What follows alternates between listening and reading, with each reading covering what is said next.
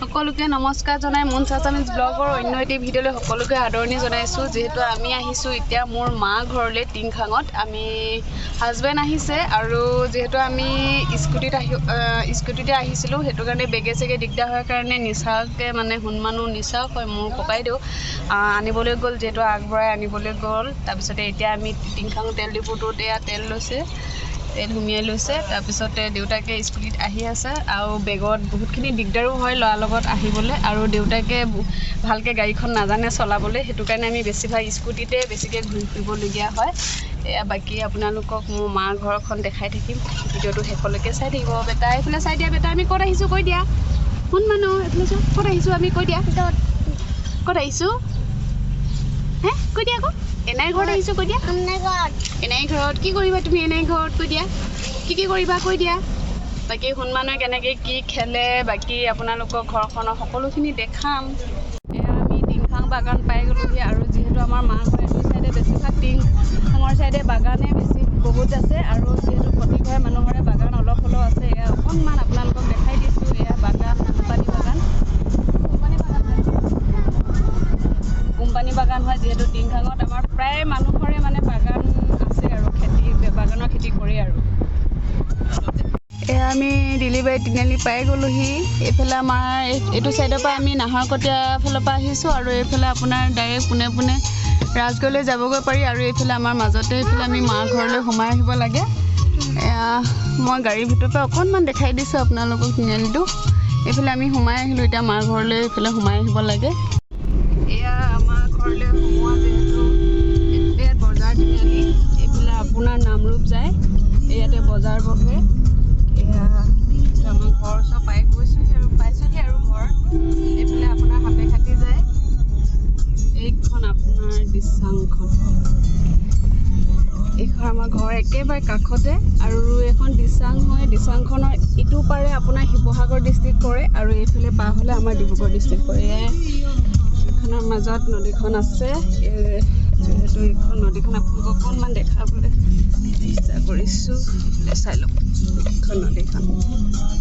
ইয়াতে আমি সৰুতে আগতে গা পা ধুওঁ, কাপোৰ ধুওঁ, বহুত বেছি ভাল লাগে। নদীখন দেখি আগৰ দিনবোৰলৈ মনত পৰি গৈছে। যিহেতু মই ঘৰ পাই গ'লোহি, এয়া যিহেতু আমাৰ এইফালে সোমাই অহা ৰাস্তাটো হয়, এইফালে যাব পাৰি। এইফালে আকৌ ৰাজগড়লৈও এইফালে এইটো ৰাস্তাই নীলমণি আৰু ৰাজগড় ওলাবগৈ পাৰি।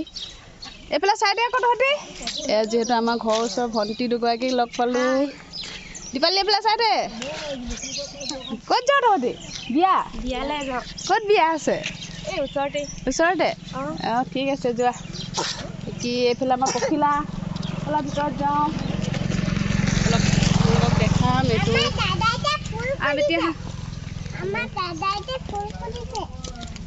এইটো আমাৰ ঘৰটো আছে, ভঁৰাল।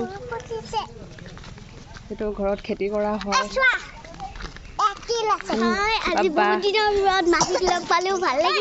এইজনী আমাৰ বেটী, তনয়া বেটী। খুব ধুনীয়াকৈ ফুলখিনি ফুলি আছে। এইটো বেটা পূৰা কাম লাগি গ'ল। এইফালে ফুল খুব ধুনীয়াকৈ ফুলি আছে।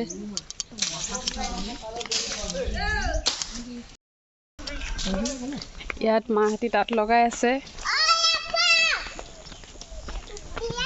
যিহেতু কেইবাবছৰ মূৰত মই দেখিছোঁ, আজি বহুত বছৰেই হ'ল যিহেতু তাঁত লগোৱা আজি দেখিছোঁ বুলি ক'ব পাৰি। বিয়া আগতেই দেখা। আজি ভাবিছিলোঁ অলপ এনেকৈ টানিম বুলি, কিন্তু অলৰেডি হৈয়ে গৈছে। মা বাইদেউ এইফালে তাঁতত লাগি আছে।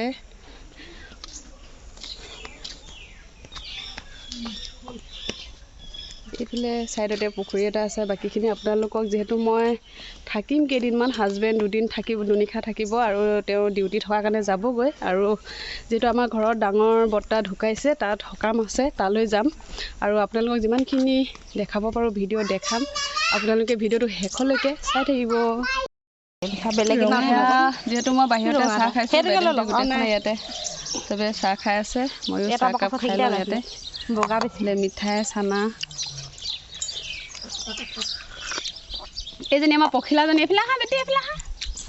এইজনী যিহেতু আমাৰ বেটা লগৰে হয়, একেবাৰে এমাহৰ ই সৰু হ'ব আমাৰ বেটা এমাহৰ ডাঙৰ ককাইদেউৰ ছোৱালী যিহেতু হাই কৈ দিয়া বেটি আমাৰ বেটিৰ নামটো কৈ দিয়া ধুনীয়াকৈ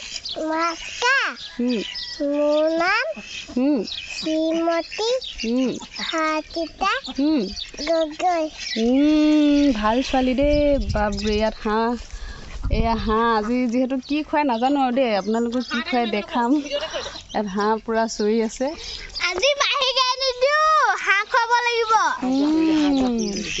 ভাগিন ছোৱালী যিহেতু বাইদেউ আছেহি বুলি কৈছোৱে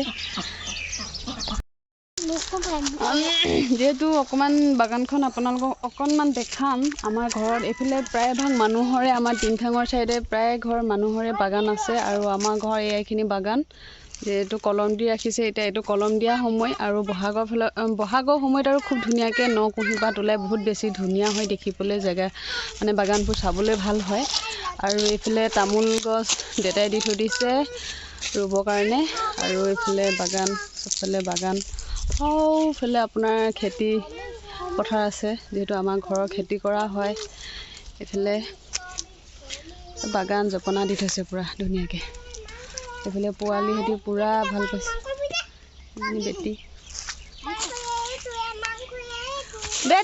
বেটা খুব ধুনীয়া বৰ ভাল পাইছে তাত আচলতে ঘৰৰ ভিতৰতে সোমাই থকা হয় যে যেতিয়া এনায়েকৰ ঘৰলৈ আহিছে একদম মানে ফূৰ্তিত ক'বই পৰা নাই খুব ধুনীয়াকৈ খেলিছে কি এইফালে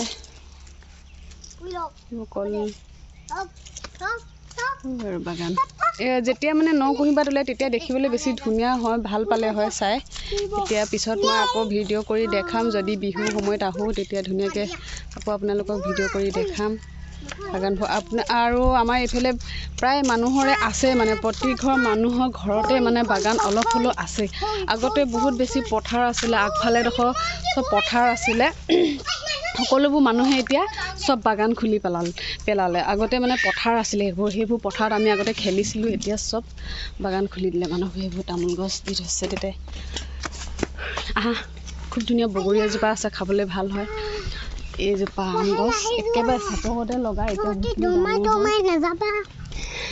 আম গছ একেবাৰে চাপৰতে লাগে বহুত চাপৰতে লগা আম গছ এজোপা এইটো দাম পুলি মই যেতিয়া আছিলোঁ ন যিহেতু এইটো পুলিৰ দামে 500কৈ লৈছিলে এতিয়া কিমান লয় নাজানো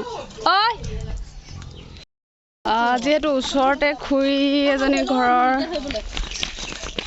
পোৱালি এটা বাৰ্থডে মাতিছে আৰু এতিয়া মই ওলাই আহিছোঁ যিহেতু মতা নাই কিন্তু দেই আজি মই আহিছোঁ বুলি গম নাপায় যে